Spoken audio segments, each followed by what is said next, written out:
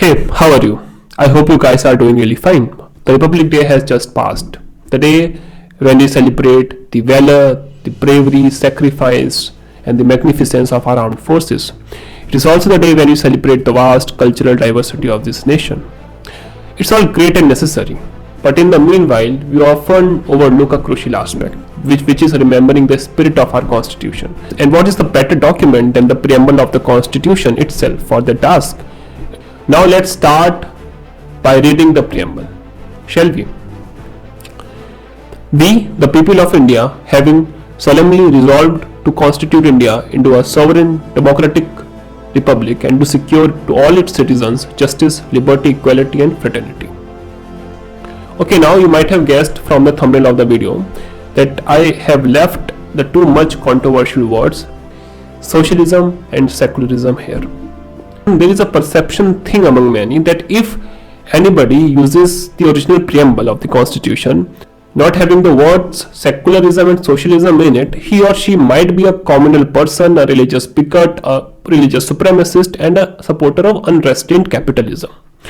I want to say this perception is completely wrong. It fails the test of history and common sense.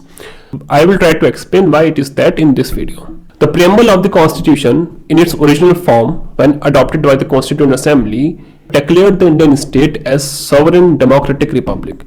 25 years or so later, in 1976, during the national emergency declared during the regime of then Prime Minister Indira Gandhi, an infamous 42nd Amendment was passed in the Parliament.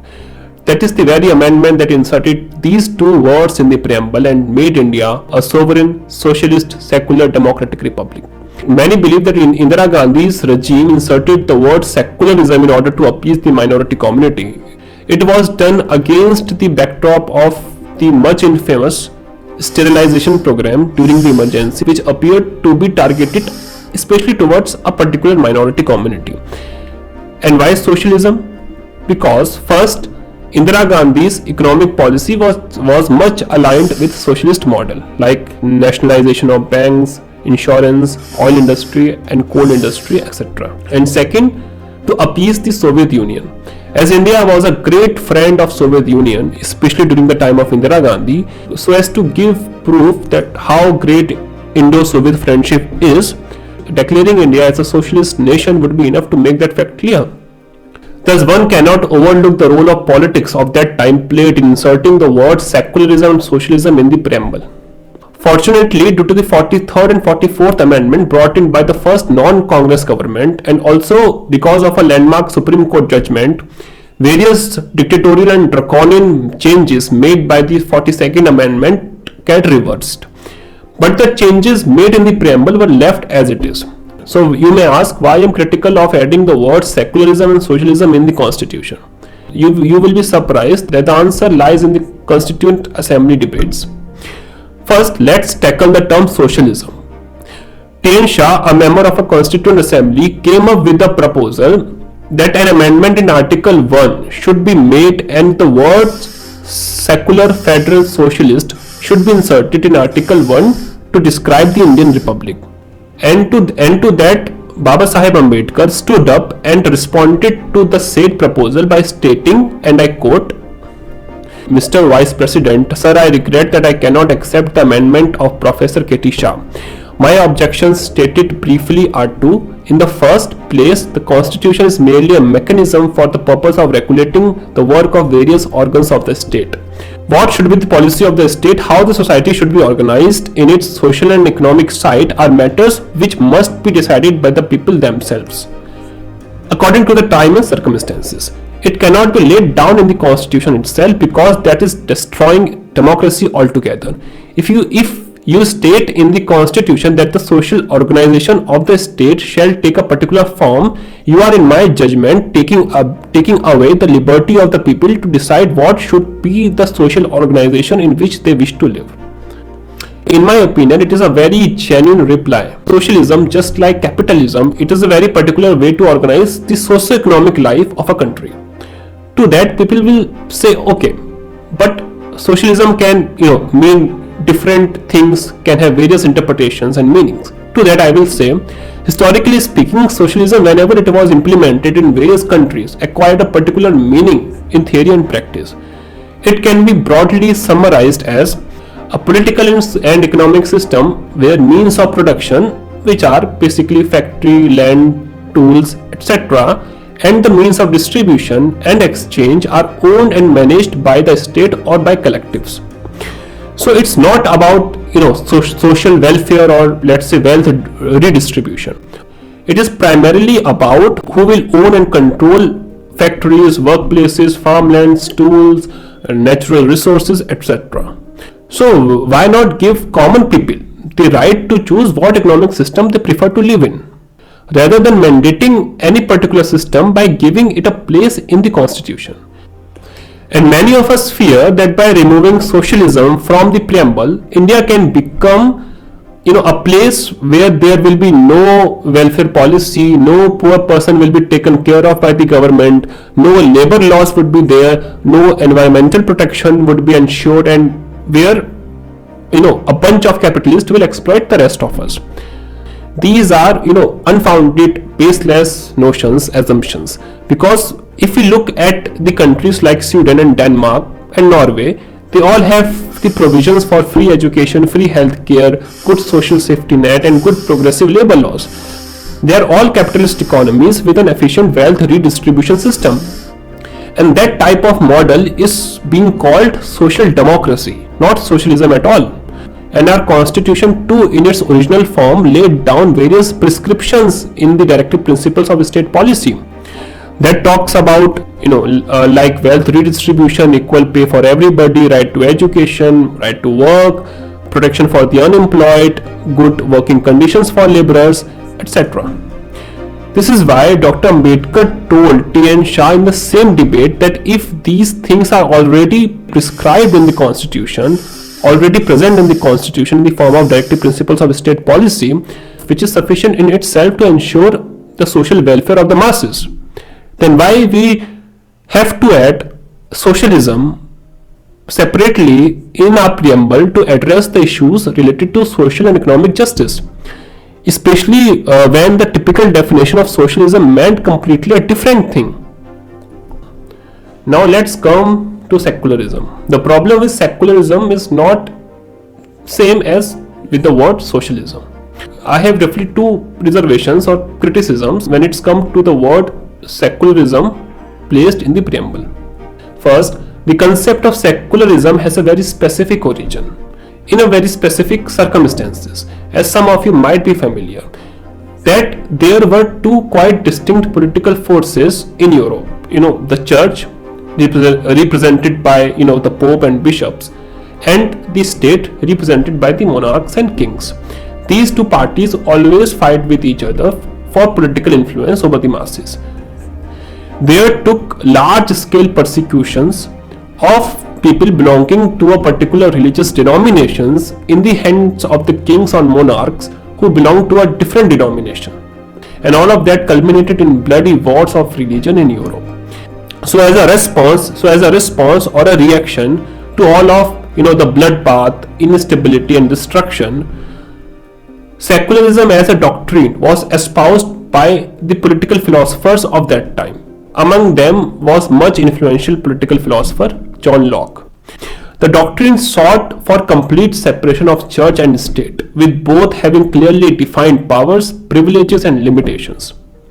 So this is how secularism was born in Europe during the Age of Enlightenment. Giving you guys an analogy, secularism acted as a medicine to cure a particular disease that was originated in a particular context. So how much it is justified to use the same medicine on the body or the person which wasn't infected by the disease in the first place?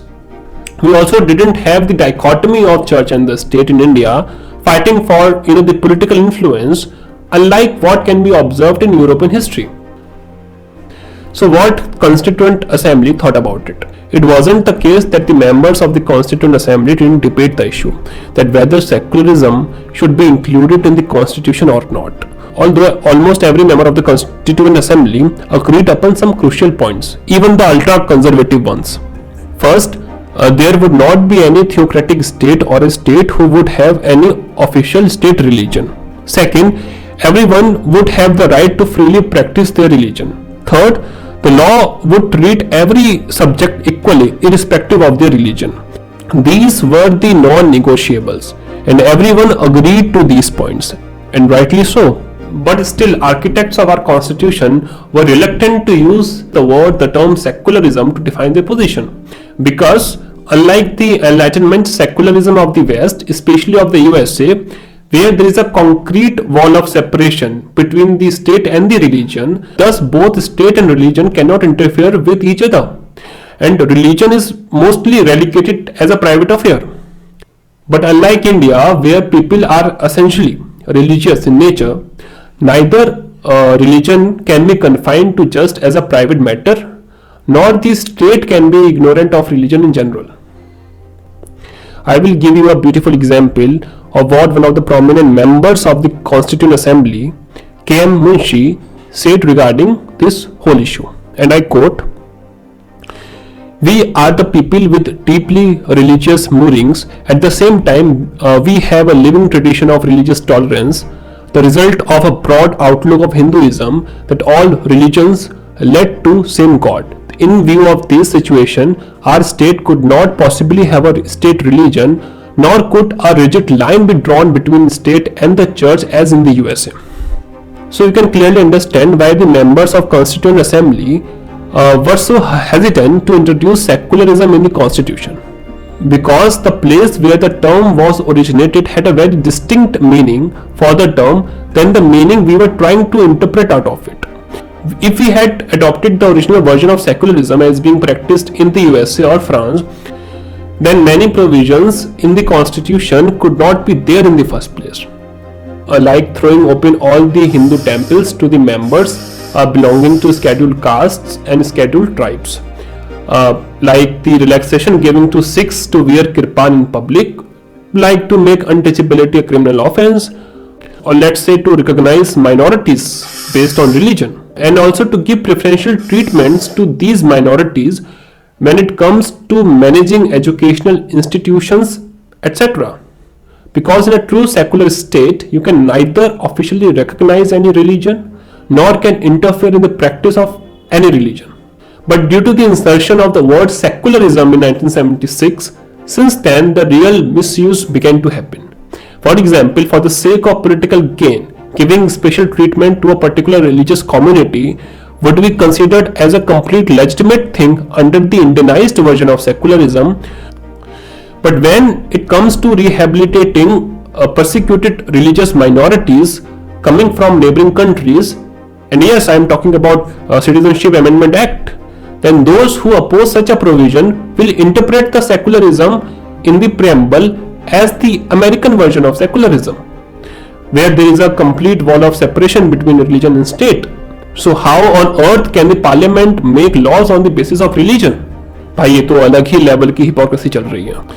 That's why I am saying, by adding secularism in the preamble of the constitution, much of our attention has been focused on how we can interpret the term to suit our political narrative, instead of looking at the actual provisions written in the constitution. Now I would end here. Now I want to ask you guys, what do you think about all of that? Do you really think that these two words, socialism and secularism, should be dropped from the preamble? If not, then please tell me why that's your position.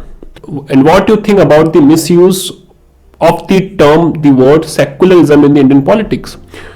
What do you prefer more, the Indian version of the secularism or the American version of the secularism?